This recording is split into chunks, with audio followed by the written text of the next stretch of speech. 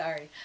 But if you feel drawn to it, what I'm being told is that yes, we all go back to different. The people who are here all go back seated to different times, ancient times, and that's one of the reasons that we're here is because our energy of our vibration and our being is in alignment and is a part of what is going on with this ascension. So what's happening with you is as all of this stuff is opening up and clearing your mind, right? Your mind has been able to clear more. That you are getting into your own sacred alignment, which a lot of people are doing.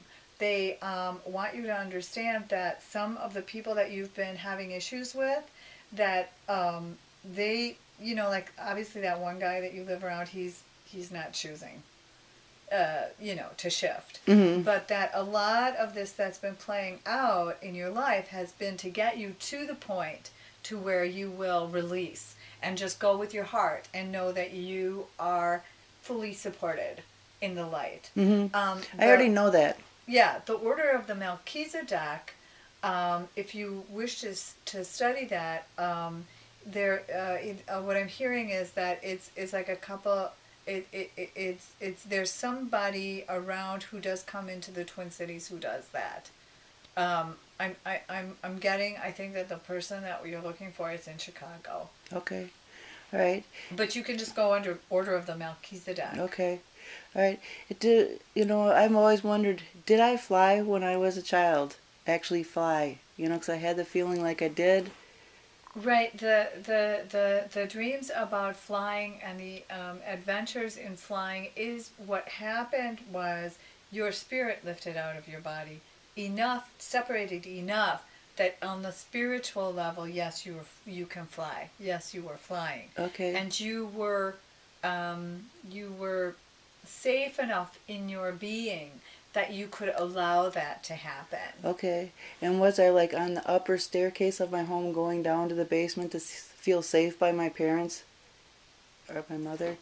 Like I really thought when I was awake and flew from my upstairs staircase. Yes. My brother was down stopping me at the bottom of the staircase, and I really felt like I did go down to the basement so I could be down there and feel safe. I mean, it was like I felt I did this while I was awake. I didn't think it was during a dream. I mean, I really remember flying, and I want to know if that's true. Okay, all right.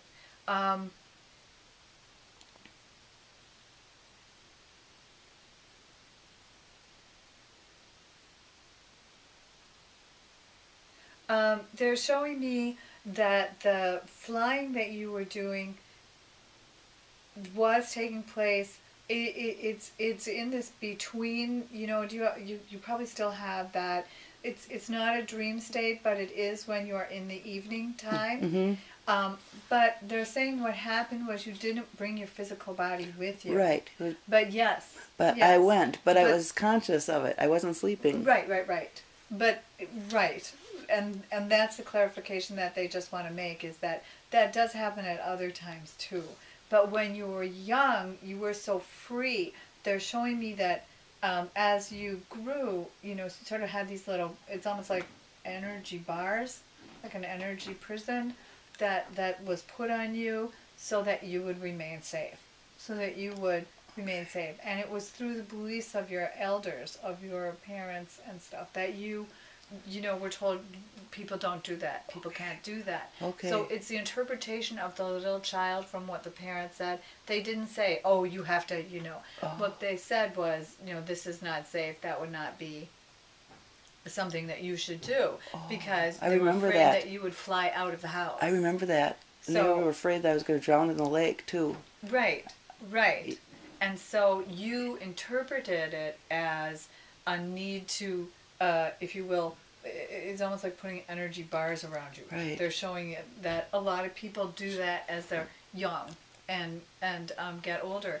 And where you have made, with your own children, made progress is that you did not put those bars on them. You did not encourage them in any way to put bars on themselves. And it's not that your mother meant to. No. But it was like the worry. The fear that you picked up on right. from them. And so they just want to make sure that you fully understand that your body still stays. Right, I knew and that. You can do that now. Okay. And you can still do that. Have I been doing that?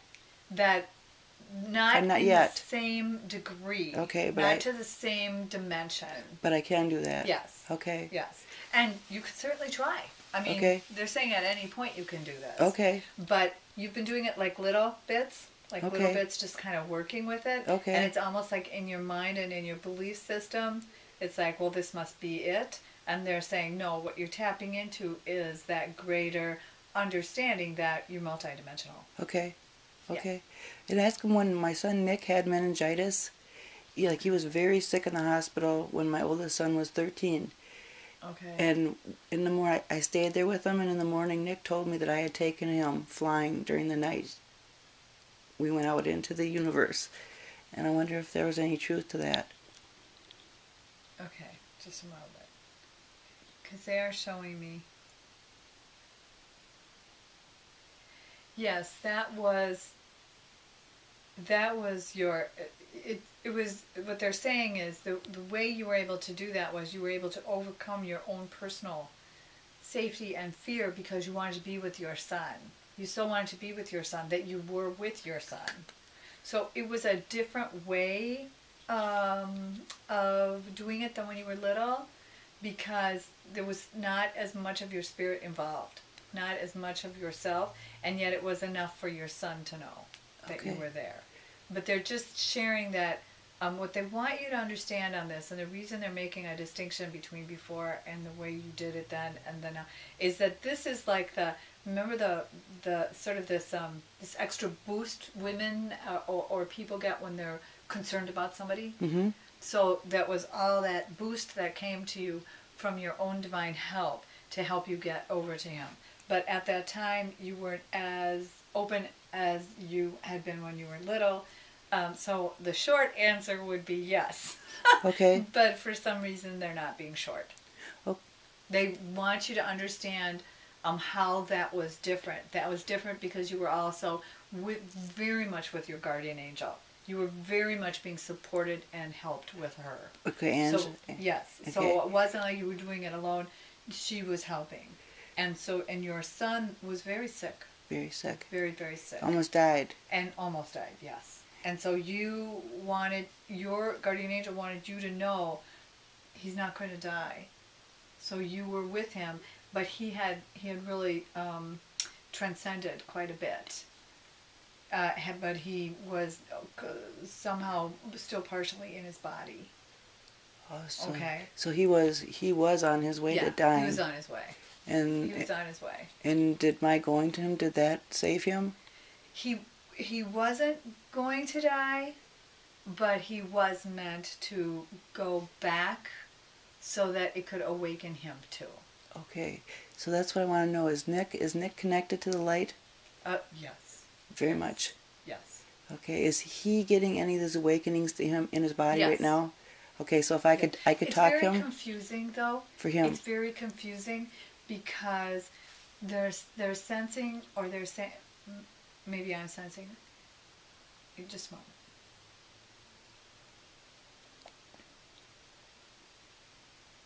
Okay. What they want you to understand is it's great that you're understanding about these different brains, but what you also need to understand is because of that, not everyone is completely consciously attuned to it. Mm-hmm. So even when you weren't, you were still growing. And so your son they're saying he's having a lot of pains. He's having a lot of these sort of vibrational pains.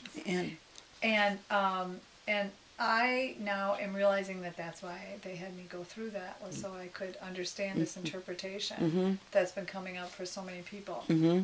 Okay. So that's good. Mm-hmm. But what they're saying is being there and helping him understand or listening. What he needs from you is for you to listen and to have compassion. But he is connected. He is in part of that ascension, and they did want you to know that the ascension that they were talking about is the certain people around you who are, and then some of them that are not. That So your mother is very definitely in that and is working in that. Now, she's a different issue, of course. Why not? Because as she's ascending, she's also making a decision, and one of the decisions that she has been choosing is how long does she want to stay? Mm-hmm.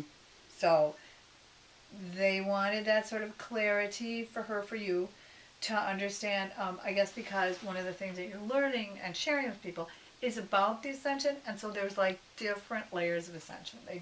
They want you to see that there's different layers. So, and somebody just came by and said, and don't worry about Bubs. Okay, thank you. Okay. Don't worry about him. He's going to get it. He's a warrior of the light. Right. He knows it. He is just resisting he's being he's doing his own thing. He's very strong, very stubborn, gonna do his own thing. Stubborn, that might have been a human interpretation. No, yeah, but he is. That was a human interpretation. They said that's not the word we were going for. Right.